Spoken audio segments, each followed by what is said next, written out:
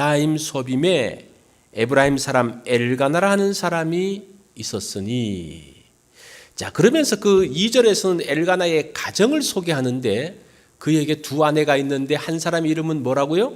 한나고 또 한 사람 이름은 분인나더라. 분인나에게는 자식들이 있었는데, 원문에는 복수로 되어 있어요. 자식들이 있었는데 한나에게는 자식이 없었더라고 이야기를 합니다. 역대상 6장을 보면 이 엘가나가 레위 사람이었다고 소개를 하고 있습니다. 그래서 추측하기는 이 레위 사람들이 각 지파마다 흩어져서 살잖아요. 그 에브라임 지역에 있었던 그 엘가나 레위 사람으로 추정할 수가 있습니다. 그런데 이 엘가나는 유력한 사람입니다. 그 24절에 보면 이제 솔로몬을 출생하고 난 다음에 이 솔로몬을 이제 그 성소로 데려갈 때 이 아버지가 숫소 3마리를 보내요. 뭐 보통 돈 많지 않으면 그렇게 못 보내잖아요. 그죠? 그 사람은 경제력이 있는 사람입니다. 그리고 이 엘가나는 신앙의 사람입니다. 오늘 이 말씀을 읽어 본 것처럼 매년마다 여호와의 절기 때 이 사람은 온 가족을 데리고 여호와의 성소로 나가는 것을 볼 수가 있습니다. 그래서 굉장히 신앙도 있는 그런 사람이었습니다. 그리고 이 사람이 참 인격자예요. 읽어보면 이 사람이 자녀가 없어가지고 첫 번째 부인에서 자녀가 없으니까 두 번째 부인을 구하는데, 그리고 두 번째 부인이 아이를 낳잖아요. 그렇게 하면 첫 번째 부인이 많은 경우 소박하기도 하고 무시하기도 하는데 이 사람은 여전히 그 첫 번째 아내를 사랑하고 배려하고 있는 것을 볼 수가 있습니다. 이 가정을 보면요, 부족함이 없는 가정이에요. 돈도 있죠, 신앙도 있죠, 그 가장이 인격적이죠. 그리고 또 자녀가 없으니까 그 가정에 문제가 있으니까 이 사람이 문제를 어떻게 합니까? 두 번째 부인을 얻어가지고 문제를 해결하는 어떤 그러한 사람이었습니다. 힘 있는 사람이었습니다. 근데 이 문제라는 게 요상해가지고 문제를 해결하면 또 뭐가 또 나옵니까? 또 다른 문제가 나오는 것을 볼 수가 있습니다. 자녀가 없어서 자녀를 이제 낳을 수 있도록 그 문제를 해결했는데 그 문제가 해결되고 나니까 또 어떤 문제가 나오는 겁니까? 첫 번째 부인과 두 번째 부인 사이에 다툼 때문에 또 그 가정이 어려움 가운데 있는, 참 이 문제라는 것이 그렇다는 것을 우리가 알아야 돼요. 자, 그 엘가나에게는 두 아내가 있었는데 누구와 누구라 그랬어요? 한나와 분인나인데 이 한나의 이름이 뜻이 무엇인고 하니 은혜라는 뜻입니다. 이 분인나의 이름의 뜻은 무엇인고 하니 진주라는 거예요. 그 집안에 누가 누구와 싸웁니까? 은혜와 진주가 싸우고 있는 거예요. 둘 다 괜찮은 사람이었던 것 같은데 그 이름의 뜻을 보면 괜찮았는데 이 문제가 걸려드니까요 싸우는데, 이 두 여인에게는 하나씩 심각한 문제를 갖고 있습니다. 한나는 어떤 문제입니까? 자녀가 없는 문제예요. 그런데 이 분인나는 자녀는 있는데 뭐가 없습니까? 남편의 사랑이 부족한 어떤 그런 상황이었습니다. 이 두 사람은 다 자기가 없는 것에 집착하면서 힘들어했던 사람이에요. 한나는 자기가 자녀가 없는 것 때문에 막 힘들어하고, 또 그 옆에서 분인나가 막 쑤셔야 되니까 힘들어하고, 이 분인나는 또 뭐가 없는 것을 자기 남편의 사랑이 없다고 생각해서 또 그것 때문에 힘들어합니다. 무엇을 보느냐가 중요하죠. 그 자존감과 자존심을 이렇게 구분해 놓은 것을 보았습니다. 자존감이라는 것은 스스로 자신을 존귀하게 여기는 거예요. 누가 뭐라 그래도 나 스스로 나 자신은 존귀해. 이제 그런 사람들이 자존감이 있는 사람이고, 자존심은 무엇인가 하니 그 기준, 그 평가가 누구에게 있는 거 아니? 상대에게 있어요.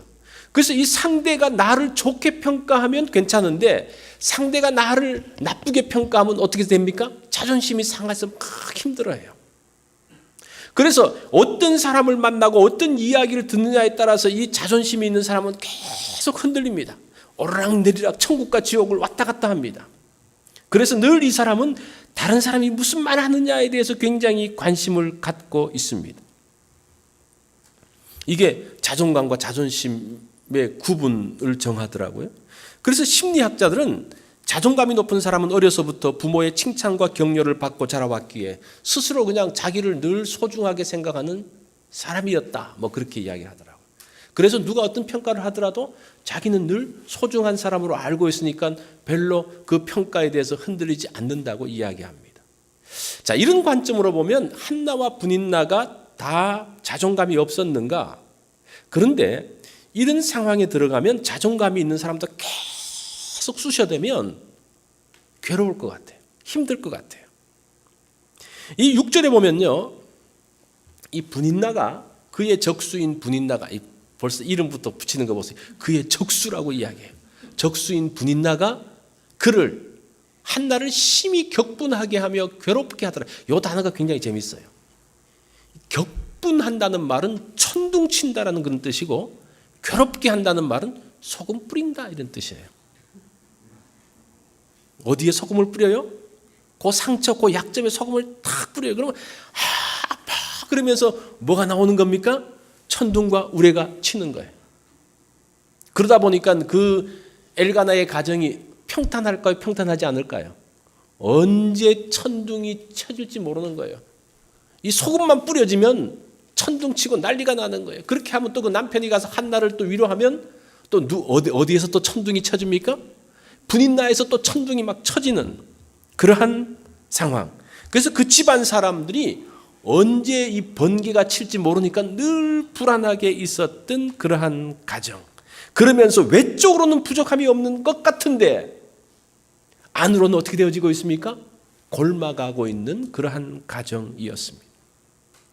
한나가 자녀가 없는 이유가 뭘까? 5절에 보니까요, 여호와께서 그에게, 한나에게 임신하지 못하게 하시니 그렇게 이야기해요. 자, 이것을 보면 엘가나 가정의 문제가 누구에게 있습니까? 누구에게 있어요?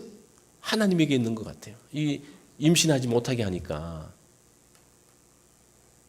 그것 때문에 두 번째 부인을 얻게 되어졌고, 그러다 보니까 두 부인 사이에 갈등이 있었고, 하나님은 왜 한나를 이렇게 해가지고 힘들게 만드시는가? 자, 엘가나 가정의 문제가 하나님께 책임이 있는 것일까? 하나님께서 태를 막으신 것은 맞아요. 그런데 얼마 동안 막으십니까?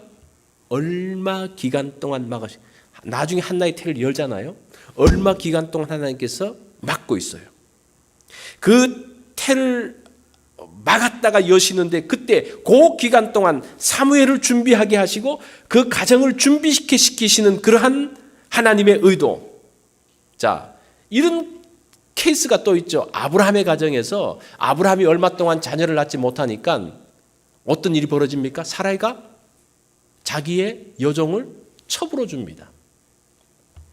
그래서 이제 이스마엘을 얻죠. 그 이스마엘을 얻음으로 인해서 그 가정에 뭐가 시작되어집니까? 불화가 시작되어지는 거예요. 자, 아브라함의 케이스도 하나님의 책임입니까? 하나님이 그 가정을 불화하게 만들었습니까? 사실은 엘가나 가정이나 아브라함의 가정이나 사실은 하나님께서는 문을 닫을 때가 있고 여실 때가 있는데 그 기간을, 문을 닫은 기간 동안 사실은 기다리지 못한 문제예요. 만약에 우리 가운데 있는 고통과 그 문제를 다 하나님께서 막고 있을 때가 있죠. 그거를 다 하나님께로 돌리면 그게 문제가 되죠. 하나님께서 막고 계실 때는 어떻게 해야 될 때입니까? 내가 조심하며 기도하며 하나님을 바라볼 때인데 자기 방법들을 쓰면서 두 번째 부인을 얻고 여종을 첩으로 드리고 그러면서 자기 생각대로 그 자식들을 출산하고, 그게 문제잖아요. 우리가 어떤 부분, 이거는 하나님의 문제뿐만 아니라 인생을 살다 보면 어떤 일을 하다 보면 뭐가 탁 막힐 때가 있어요. 그 막힐 때가 있으면 그것을 풀을 때까지 시간을 기다리면서 이 분위기가 숙성하기를 기다려야 되는데 그렇지 않고 자기 방법대로, 자기 수단과 방법대로 부정한 방법으로 문제를 해버리면 그게 문제가 되죠. 그러면서 이것들을 막았던 게 문제라고 하면 이건 이 세상이 어떻게 되겠습니까? 사실은 그 엘가나 가정의 문제 하나님께서 막으셨지만 그 막으신 하나님의 뜻을 알지 못하고 기다리지 못하고 자기의 생각과 자기의 방법으로 했던 그러한 문제가 있는 것을 보게 됩니다. 그리고 또 이게 보면 6절에도 보면요, 이 하나님께서 임신하지 못하게 하셨다 그러면서 이 분인나가 하나님께서 너를 태를 막으신 거, 이렇게 저주 비슷하게 이야기. 참 무서운 이야기죠. 어떤 뭐가 안 되는 걸 가지고 지금 어떻게 이야기해요? 하나님까지 끌어들여 가지고 그 사람을 그냥 막 소금을 뿌리는 거예요. 2배, 3배 막 뿌리는 거예요. 이게 정말 조심해야 될 부분인데 이 분인나가 함부로 그렇게 하는 것들을 보게 됩니다. 그럼에도 불구하고 이 엘가나 가정은 매년 하나님의 성소에 가서 예배를 드려요. 예배는 참 열심히 드립니다. 매년 온 가족을 데리고 들어가서 하나님 앞에 나아갑니다. 어떤 사람은 이렇게 어려움이 있으면 신앙도 버리고 그러는데 엘가나 가정은 그런 것은 아니었던 것 같아요.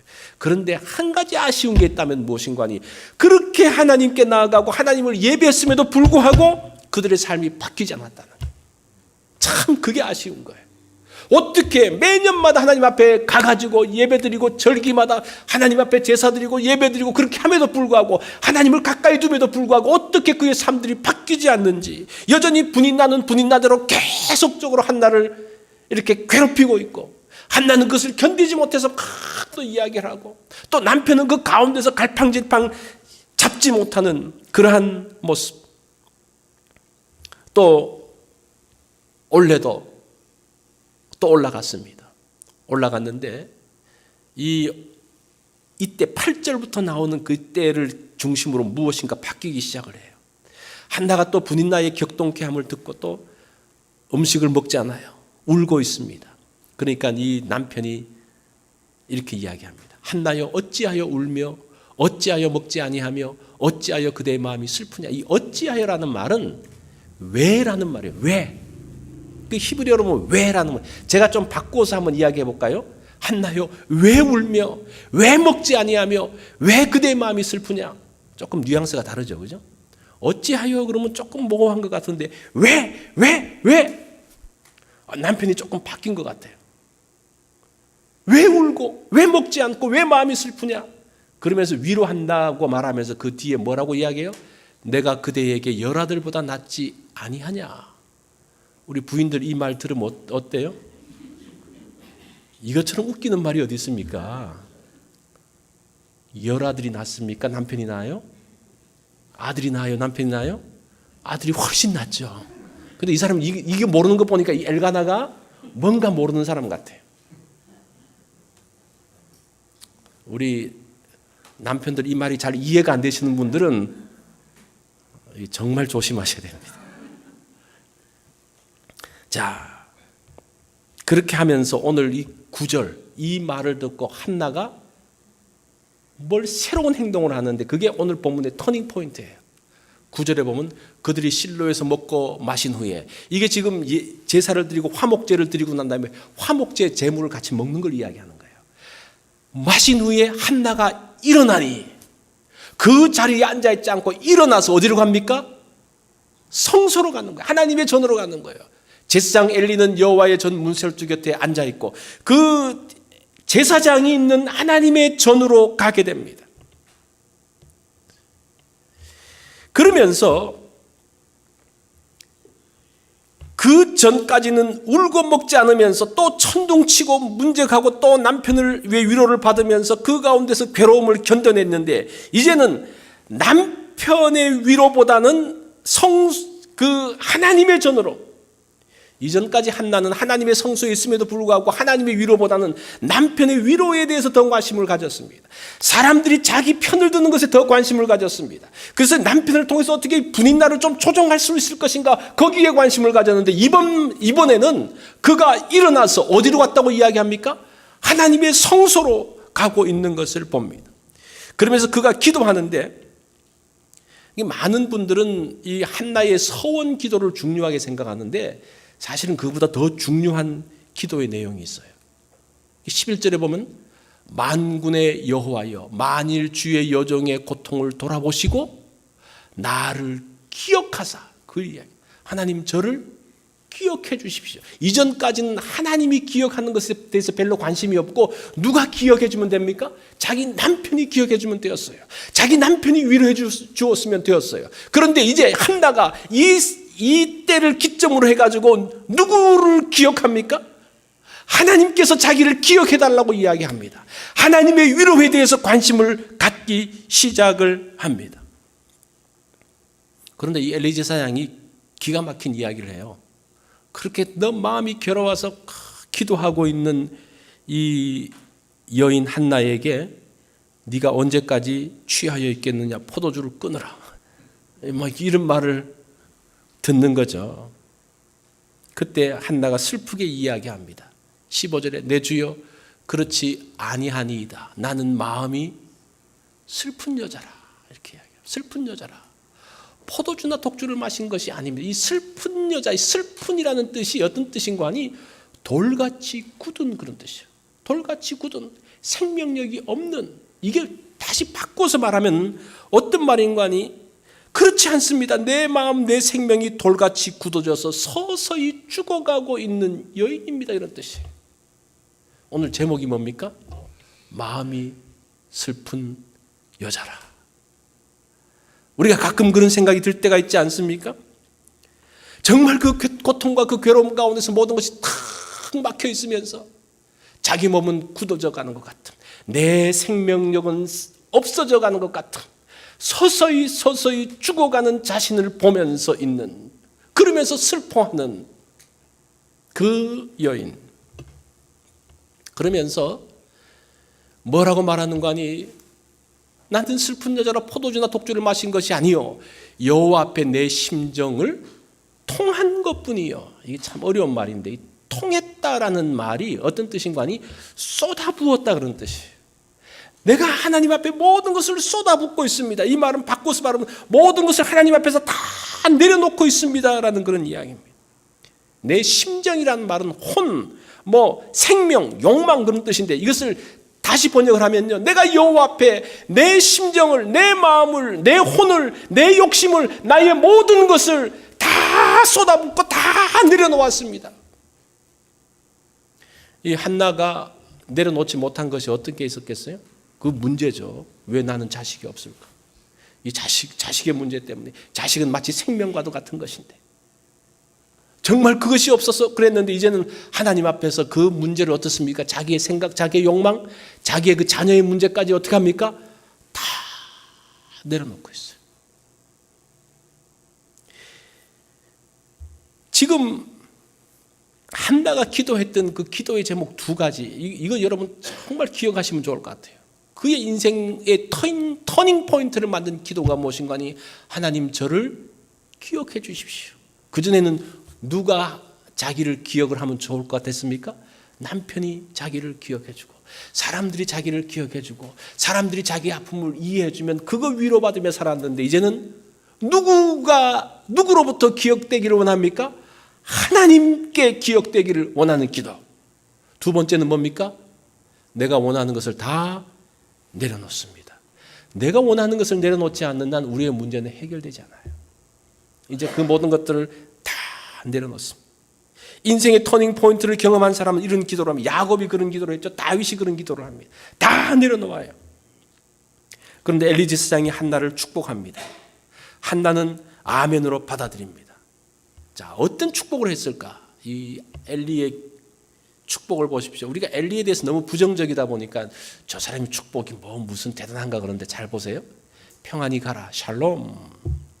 이스라엘의 하나님이 내가 기도하여 구한 것을 허락하시기를 원하노라. 이 원문으로 보면 이렇게 되어 있어요.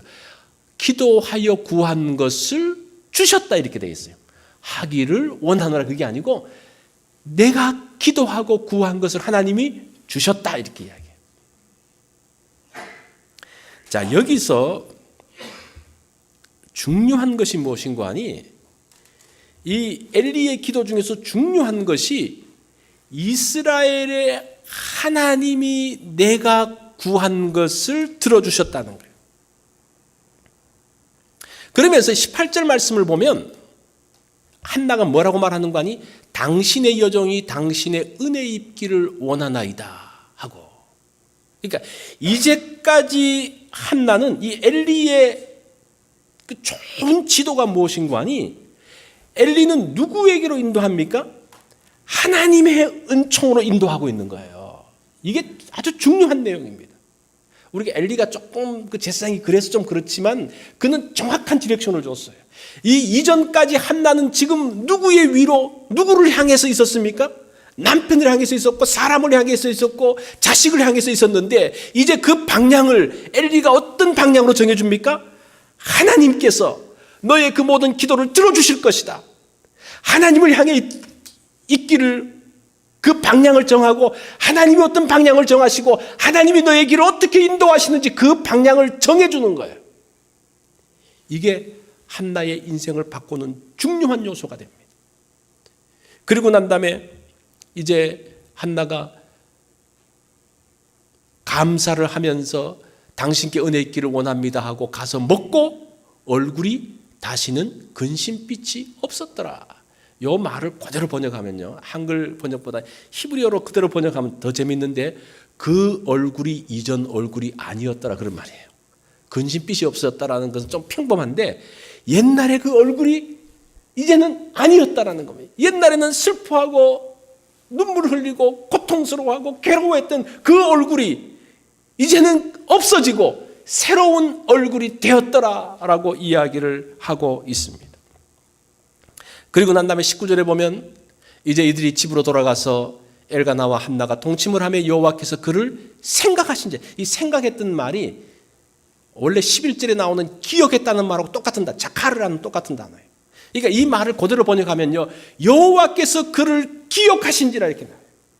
한나의 기도가 뭡니까? 하나님 저를 기억해 주십시오라고 했는데 하나님이 한나를 향해서 어떻게 합니까? 하나님이 한나를 기억하시고 그의 태를 여섰더라라고 이야기합니다. 아무리 남편이 기억하고 아무리 남편이 위로했는데 무엇인가 열리지 않고 변화가 없었는데 하나님이 기억하시니까 그 태가 열리고 그 문제가 회복되어지고 있는 것을 볼 수가 있습니다. 그렇게 해서 낳은 아이가 사무엘이에요. 이 사무엘의 출생은 이 아이의 출생은 이 아이가 태어났다는 것 이상입니다. 아이가 태어남으로 인해서 어떻게 합니까? 한나의 그 모든 아픔, 그 모든 문제가 해결됐어요. 사무엘이 태어남으로 인해서 이 엘가나 가정에 평화가 옵니다. 뿐만 아니라 이제 이스라엘의 어둠이 거쳐지는 2장에 보면 한나가 이제 기도하는 내용이 나오는데 한나가 몇 명의 아이를 낳는 거 아니? 7명의 아이를 낳습니다. 전체적으로. 그 2장을 한번 나중에 한번 보세요. 자, 한나가 자녀를 낳은 후에 엘가나의 가정이 평화가 왔을까? 이 분인난은 어떻게 됐을까? 성경이 안 나와서 잘 모르겠는데 제가 한번 생각을 해봤어요. 이건 이제는 한나의 손에 달렸죠, 그죠? 한나도 자식이 생겼으니까. 한나가 분인난을 구박했을까? 한나가 분인난을 막 쑤셔댔을까? 이게 평화롭게 지냈을까? 왜냐하면 이 한나가 하나님을 통해 뭔가 남편을 통해서 뭔가 사람을 통해서 해결했다면 그럴 수 있는데 하나님을 통해서 문제를 해결하면 하나님 앞에 모든 것을 다 내려놓으면서 그 문제가 해결됐기 때문에 더 이상 그것을 하지. 그리고 2장 기도를 보면요, 뭐라고 말하는 거냐? 하나님께서 강한 자를 꺾으시고 그렇기 때문에 교만하고 오만해서는 안 된다는 이야기를 해요. 자기가 이제 강한 자가 되었을 때에 자기가 뭘 생각하는 겁니까? 내가 오만하지 않고 교만하지 않고 이제 드디어 이제 한나의 이름의 뜻대로 뭐가 만들어지는 겁니까? 은혜가 임하고 평화가 임하는 것을 보게 됩니다.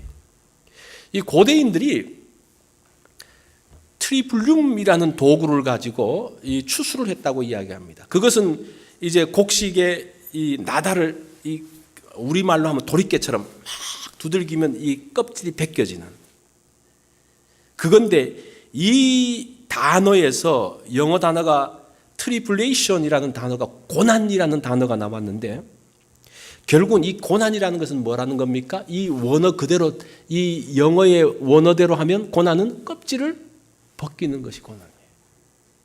껍질을 벗기는 것이 고난이에요.